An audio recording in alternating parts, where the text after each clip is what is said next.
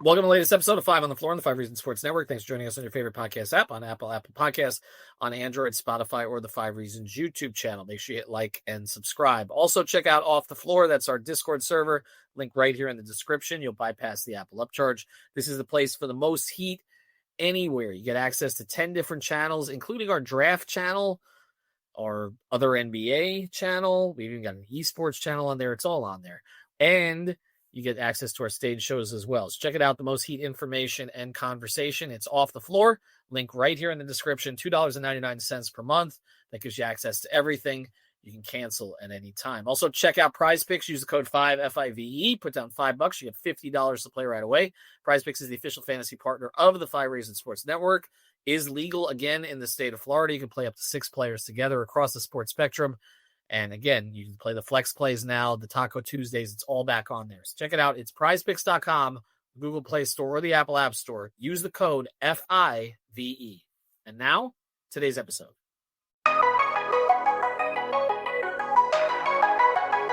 Mercy, luxurious, Heat Nation, yeah, Mercy and Lago, down to Biscayne, yeah, 5 on the floor, ride for my dogs, where here's the thing, you can check the score, hustle hard, couple scars, wearing bubble frogs, down to Biscayne. Kept the floor playing, got it all banned. Y'all seen the block, stop with one hand. And Pat, we trust, it's power, have the guts. We're here to bring the heat, y'all can hang it up. Welcome to 5 on the Floor, a daily insider show on the Miami Heat and the NBA, featuring Ethan Skolnick, Greg Sylvander, Alex Toledo, Brady Hawk, and others from the 5 Reasons Sports Network. Also, make sure to subscribe to Off the Floor for the most heat anywhere.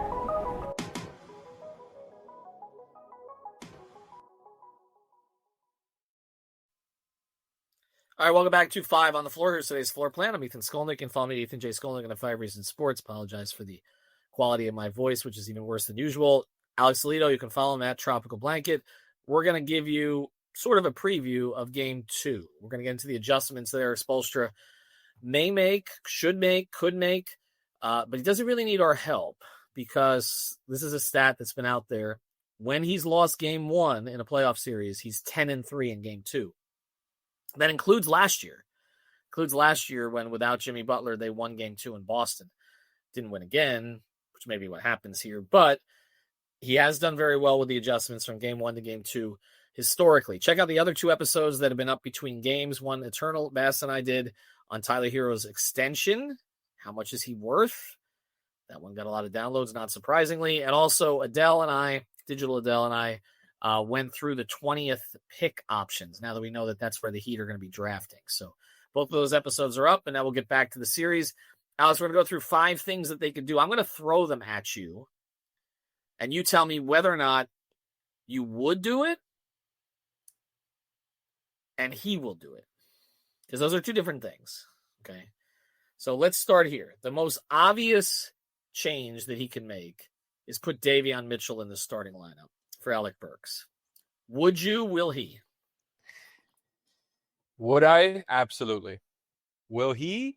I'm kind of 50-50 on it. This is about the point where if things go like pretty poorly for the Heat, that Spo will make this type of adjustment where like everybody is calling for it, right? When Heat fans are united on one thing like that, right? That's very rare. And I feel like it's usually for stuff like this where it's just like obvious to anybody that like, okay, Davion is one of their better players. The Cavs have 2 guards, that are the heads of the snake for the team that you need to stop. So, yeah, I think it makes a whole lot of sense. He's already a guy who's playing like starter level minutes anyways, playing as much as Tyler and Bam almost, right? So I just think that's such an obvious one. And if it doesn't happen in Game 2, I think it'll happen in Game 3 latest. So I think he will eventually. I'm just not 100% sure it'll happen for Game 2, even though I 100% think it should, because like for as much as I've loved Herro's growth and like knowing where to be on defense and, really putting forth the effort all the time, even though he's the offense already, like it's just a problem. You can't have Garland getting Herro as a primary defender every time. You can't be, just allowing that happen over and over again. I think they have to set the tone defensively, because if they're not on point to start, they have little to no chance. So here's what I think. I think he should. I think he won't. I agree with you that it will probably be game 3. This is, look, many, many times Heat fans have been united about things that they wanted Erik Spoelstra to do, and he always waits longer than they want. And you can go back to even the 2011 finals where it was like, get the corpse of Mike Bibby out of there and start Rio, and he finally did in game 6. And I think Mario Chalmers scored 22 in that game. They lost anyway, but I think he outscored Bibby from the entire series in one game as a starter. So he waited too long on that one. Other times, I remember in the 2013 finals, people were calling for Mike Miller to start to change the dynamic in that. He did go ahead and do that. I remember that being it was a big surprise on game day, and Windhorst ended up reporting it like a few hours before the game. So he has done these things with the Dragic to the starting lineup move. He made that at the start of the bubble playoffs. He didn't do it right at the very beginning. In this case, I think he absolutely should, because this is not Chicago. This is not Atlanta. You're dealing with 2 high-level guards, and having a so-so defender and a poor defender out there is putting too much pressure on everybody else. I think you start Davion from the very beginning. Here's the other stat. You know that the lineup that we want them to start did not play a minute together in game 1. Mitchell, Herro, Wiggins, Bam, and Ware did not play a minute together. That has to be remedied. So I know part of that was the game got away at the end and all that. And Mitchell did play. Shout out Giancarlo from EP for that stat, because I couldn't believe that. Yeah, it's amazing. So 35 minutes plus for Davion, but just start him. I mean, like, what are you waiting for? I understand you want the spacing with Bergs, excuse me, and it worked throughout the end of the season. But, you know, I think you bring Duncan off the bench and you hope you get a good game from Duncan. You feature him a little bit more. Alec Burks has done a good job for them this year, but he's not essential to start. I mean, you put your best 5 on the floor, and Davion Mitchell's one of those best 5 right now. Now, I don't think he'll do it, though. So that's where we're at. I think it is going to come later in the series, probably too late. It probably wouldn't matter anyway because of the talent disparity between these teams, but it is what it is. All right, so here's a corollary to that one. This is number 2. Do you unleash Niko Jovic after a multi-month absence? So would I? Yes. And honestly, can I throw another name in here? I don't want to get in the way of something that you're going to do. No, go ahead. I can adjust. Okay. I can adjust. Wow, you just like Spo. I'm just making these up as I go along anyway. This is how I do. There's no show. Go ahead. That's hilarious. So anyways, I think I would play Nico, and I also think I would maybe play Pella. Now I'm a little bit more like I want to see Nico, even though obviously he's been gone a long time. So it's not like, you're just going to get the same exact guy who you had before the injury. But it's like, man, they need, and like you said, if you're going to start Davion and you take Burks out of the starting lineup, like let's say you said this on a recent show, like you don't want to play Duncan and Burks off the bench together. If one of them isn't in the starting lineup, maybe Nico is the guy instead. Another guy who can, of course, run offense for you, who can shoot the ball at a pretty good level, and who was frankly like their 6th man as far as what he was doing for them on the offensive side of the floor. And it's a pretty good matchup because even though like they stagger their bigs, like he kind of fits either way.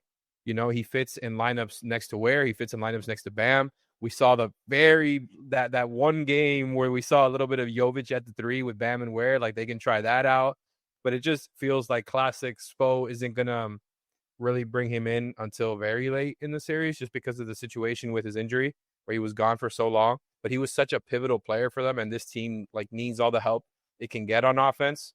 Not to mention, like I said, a guy who's 6'11". Like they can absolutely use his skill set, what he brings, and it's not just like projection anymore. Like they need the guy that he was during the season. And then to a lesser extent, the Pella thing, obviously like another guy who can really defend for you and play through contact, right? Be very physical on both ends of the floor. But I'm a little bit more skeptical about him, less because of the injury stuff and more because of like maybe Spo not wanting another guy who might be left open out there, and like Pella's 3-point percentage isn't terrible, but I don't think you want it to be a situation where, it's like Isaac Okoro the other night when the Heat kept leaving him open and he's just taking a bunch of open threes and missing them. And so I think Pella is capable of hitting some, but I think I'm skeptical that Spo plays him, even though I think he deserves at least some playing time, like on the back end there. See, I think he should play Jovic. I forgot to mention instead of Thompson and Burks, I should have said that specifically instead of their minutes. Right, but I think he should play Jovic, but I think it's tied to the first decision. I think that what makes sense if he's going to do this is you start Davion and you bring Jovic off the bench. Yeah, Larson could be an X factor, but the key thing is that Jovic handles more off the bench. You get him out there, and I would even try to get some Jovic wear minutes together because they looked good this year when they had opportunities. We just haven't seen it in so long. But that's what I would do. Do I think he'll do it in this game? I'm not sure. I think he might inject Jovic. I think he's more likely to play Jovic than he is to start Mitchell. I could see him getting a few minutes for Nico somewhere. And again, he'd only played Kyle Anderson 6 minutes in the last game. So we saw Kyle Anderson have this big role late in the season, but it seems like that's going to phase out anyway, and he doesn't fit in this matchup. So there's really no one for him to play. So unless you're having him like their mismatches, yeah, they didn't really do that, and I feel like they should be. Like if you're going to play Anderson and also to an even like bigger extent with Wiggins, which maybe this could be its own thing. Like those guys are good at taking advantage of smaller people. So maybe like if you're going to play those guys, try to at least get that going once or twice here. I'm going to let you lead with the 4 and 5, but I want to throw this one out there. Heat fans were frustrated by the switching in the last game. Do you do less of it in this game? Is that an adjustment he should make and will make? Yeah, so that was going to be one of my next adjustments, and it's twofold, right? And I'll get to the second part of it later, but and this also is of course tied to the first one with Davion. Herro should not be the primary on Darius Garland. That's not trying to shade him in any way. That's my opinion. I don't think he should be there. And even when they had him on Max Strus, like you and Brady have talked about, they're going to put, whoever he's guarding as a screener, whether it's Strus or anybody else, Sam Merrill, whoever it might be, and try to get him to switch on to Mitchell and Garland. The Heat, I'm not a fan of that. And they've been doing it so much throughout the season where it's not the only thing they do, but they mix it up. And I understand the concept of okay, you don't want to show the exact same look to these two guards that are so dynamic and smart, right? I get that. I just am not a fan of the way that they're handling these soft switches. It's one thing if you're going to do it every now and then, but you're matching up primarily with Herro and Garland. I'm already very much against that. That's a bigger problem. But let's say Davion is the guy in this game. They're still going to try to attack Herro all the way, right? And I think if you're going to switch him, you have to put some sort of protective shell around him. You can't just leave him on an island. And I think is that I want to get to the second part of this, but it's like my other and I feel like I have to wait until the other side of the break here to get to it. So I'll tease the second part of this because it's very much connected, right? But as far as Herro goes, man, if you're going to switch, you have to throw guys there. You have to put a shell around him where there's guys helping, except it's not a good idea to do that against this Cavs team because they're playing seven different sharpshooters at a time. Right. And then they've got two play finishing bigs. They've got two great play finishing bigs who can also make reads with the ball, make the proper pass. There's no easy answer for this team. There's a reason they won 64 games, right? So if you're putting yourself in a position where you have to send aggressive help because Herro is on an island versus one of these guards, you're compromising yourself because you're giving up something on the other end. I'm very doubtful that Okoro is even going to play anymore with the way that he played last game. It's not like they need him, just to be fair. And I think after that, it's okay, you can't help off of anybody. You really can't. So I think they've got to do. I would expect Hunter to be a bigger factor in this game. He didn't make an impact in this game at all. He didn't have a field goal. I expect more from him. Like you mentioned, Okoro, they may phase out a little bit. But I also expect them to try to get Mobley involved early, which is something that we didn't really see happen in the last game. They were carried by their three guards. I mean, Mobley and Allen cleaned up the boards. He had 7 rebounds in the first quarter. But Mobley and Allen didn't really hurt them on the offensive end. It was the three guards, and so I'm with you. I think putting the protective shell around Tyler is what has to be done here. The switching. Look, Spo has reasons for doing it. It used to drive people crazy when Lowry was guarding guys in the post. And then you look at the overall results, and it's like, okay, statistically, they end up okay. Very different players. No, I get it. I know. Kyle had what do we used to say? The acreage, right? Acreage with Kyle. Tyler doesn't have acreage. Okay, it makes it a little tougher. But look, the switching was frustrating in the last game, and my thing is, I like when the Heat play straight up because that's what I watched with Pat. Okay, you're teasing the next one. Let's just get to it on the other. Oh well, we'll get to it on the other side. But I'll give this one anecdote. We used to show up in the practices at LaSalle. Okay, in the late '90s when they used to practice at LaSalle High School before they start practicing in the arena. And Pat would come out there every day, and he had his little note, like I don't think it was blue, like light blue, like a little note card in his back pocket. He'd pull it out and have and he would give us these bullshit stats. Okay, I think he made them all up. All right, he'd be like, because we would say someone wasn't defending well, he'd be like, well, he's 78% lock and trail and all this sort of stuff. Just coming up with all these numbers. Like there was no go to stats.nba.com at that time. Whatever. You could confirm anything. He could say whatever he wanted. But the thing I respected about O'Reilly defense was you guarded your damn man. Now, I know the zone rules have changed over the years from there. It used to be illegal defense and all that. But, like, you know, even Timmy Hardaway who was not a good defender, okay, especially after his knees gave, was expected to guard the point guard on the other team, okay? P.J. Brown, Zoe, they guarded their guys, Marley, etc. I know Spo has had success junking it up at times, and sometimes he's ahead of the competition on this stuff in the zones and switching and all this stuff.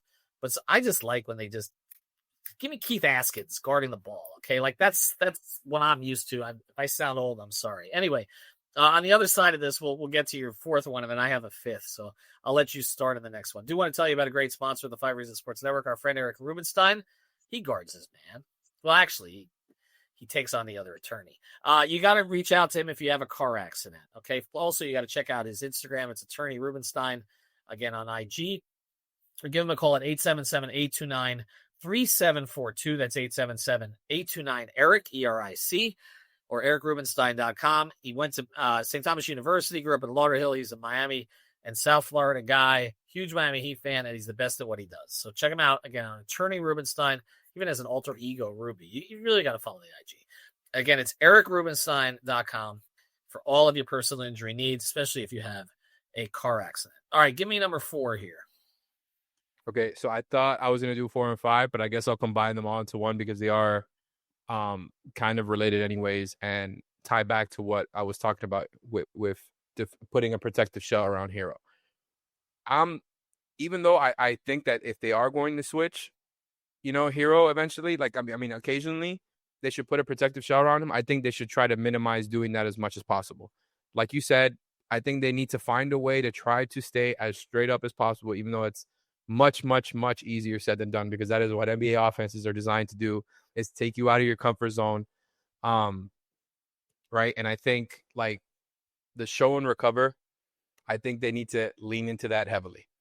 Right. And so maybe you don't do it 100% of the time when it's, you know, Herro being picked on, but Herro knows how to execute that, how to, you know, execute the show and recover and get back in position so that they're not just taking advantage of soft switches every single time. You got to try to keep your elite perimeter defenders, you know, Davion and Haywood and Wiggins. Right. And like, I just think you need to keep them on their guys as much as possible.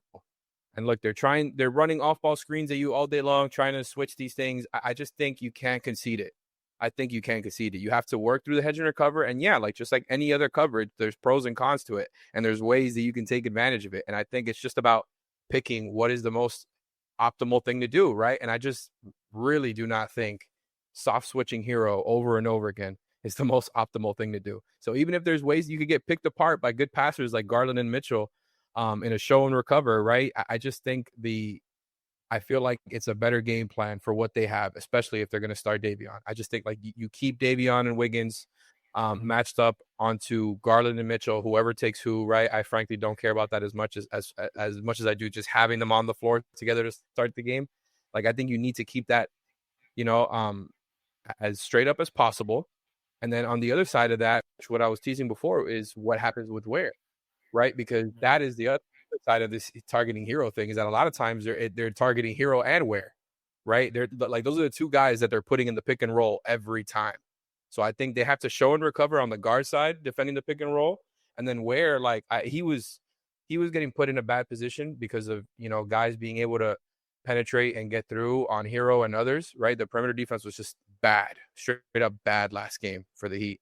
So if their defense is more up to par this game, Ware won't be put in so many tough positions. But when he was there, he got off his feet way too many times last game. I think that's such a basic thing that he should not be doing. And look, I'm not a big fan of the late switches, but again, that's more of a result of just, the perimeter defender getting burned and him having to make a decision. But if you are going to late switch, stay on your feet. Stay on your feet, dude. Like, if you're going to switch out to Garland, use your length to contest and then try to get back in position, which is really tough. Or if you're not doing the late switch, box your guy out, because Jared Allen and Mobley are like really, these are guys you cannot just leave wide open. Like, they're going to kill you. They're going to kill you as a play finisher and on the boards. And then the other thing is, like, what if you put Ware on Mobley and Bam on Allen? And I think it was Frankie from Heat Beat that suggested that. And I thought that was a very interesting idea. You don't have to do it 100% of the time, but I thought Allen, even though he wasn't like dominating, was killing the Heat as far as like when Ware was guarding him, and he would give up his position, overcommit, sometimes get off his feet and give up a wide open bucket to Allen. And I think Bam is just he's a smarter helper in that way. And then maybe you kind of pick your poison and be like, okay, we'll have Ware deal with Mobley and deal with whatever comes there. But Allen is getting too many easy ones down low. So I think there's different ways that they can address it. Herro and Ware are the main problems on defense. I agree with you on that, but I'm not all in on switching Bam and Ware's roles there, and because Mobley concerns me more than Allen. Okay, I understand Allen, getting behind the defense and all that stuff, but Mobley is more skilled scorer than Allen, and you don't want to add another problem here. Like, that's the thing, because Mobley can be somewhat inconsistent, but he's a rhythm player, and I don't know if you want him to get off. Also, again, I'm not expecting Ty Jerome to go for 28, but I am expecting Mitchell and Garland to do roughly what they did. And so, if Mobley becomes the third scorer there, they just honestly have too much firepower. So I would be careful on that. I think, honestly, this is a would do and should do, though. It will do. I think Spo is going to change some of this up. This is the one thing where I think he will make the adjustment. He's more likely to do that than to make the lineup adjustment, I think. We'll see. If Davion's starting, then I'm wrong. Again, I think that's something that they should do. All right, I'll give you number 5 then, because I have one. We haven't covered this. Sorry, I put like 3 and 1 there. That's all. No, we got to cover them offensively, and I mean, this can't all be on Tyler. Okay, not with, because what they're doing to him and making him guard. Okay. And really not just making him guard, they're making him be the primary defender. Like, they're putting him in this position to do that over and over. It is going to sap his energy on offense. And we saw that. I mean, he scored 17 in the first half. He scored 4 points in the second half. To me, this is look, Wiggins. I don't like running a lot of stuff for Wiggins, because then all of a sudden he starts to handle, and the handling is not great. We've seen this. He's sloppy with the ball. These cases, like, I kind of like Wiggins sort of finding ways, putbacks, other ways, find the flow, secondary action, make a mid-range jumper, that kind of stuff. And suddenly he's got 20, and you're like, where did he get that from? Okay, I'm fine with all that. But I really think they need to feature Bam in this game. Like, I think they need to feature Bam early and often. We saw him have that big game against Cleveland earlier this season. I know that Bam's going to go through these droughts and all this other sort of stuff, but they got to get him in rhythm early. I would force the ball to him early. I would force him to engage, because I want Tyler, if you're going to have a close game, I want Tyler to have the legs and the energy at the end to pull them through it. Because, even though Bam is much more efficient in the clutch than Tyler, they're going to play through Tyler. So I say, at least at the very beginning, play through Bam. Okay. And don't forget Bam.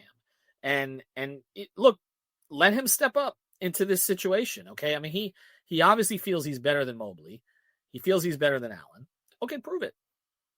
Get the ball to him in his sweet spot. Get him some mid-range jumpers early. have him take some guys off the dribble, get to the line. Maybe you can get Cleveland out of sorts a little bit rotation-wise, but I think they need to play through Bam because trying to play through Tyler the entire game while he's being worked through screen after screen after screen and switch after switch is not a winning strategy in this series.